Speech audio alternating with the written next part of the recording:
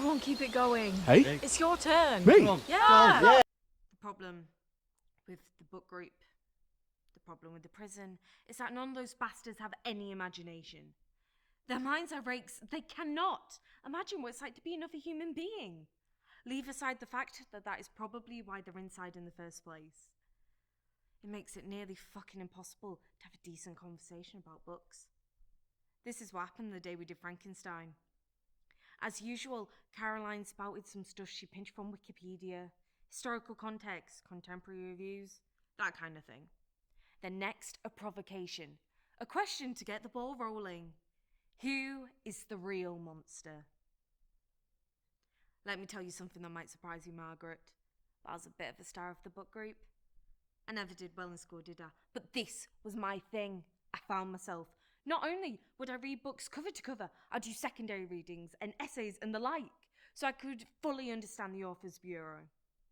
It was understood that I was the boss of the book group. Caroline would ask the questions and I'd answer them, normally. Not this time, though.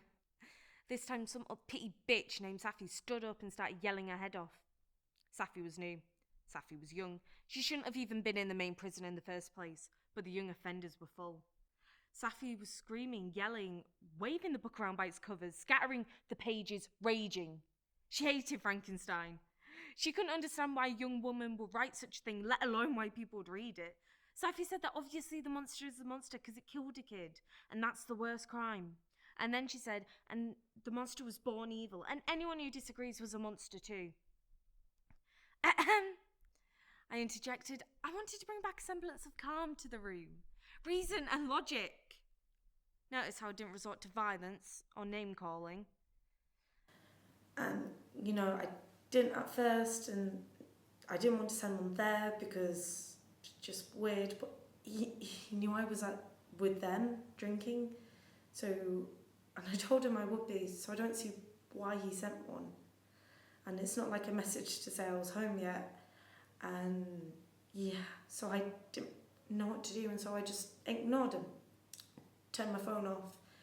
And then a few moments later, we've all had a bit more to drink, and everybody at the party gets a message. And it's now a nude photo of me, but I didn't send that, ever.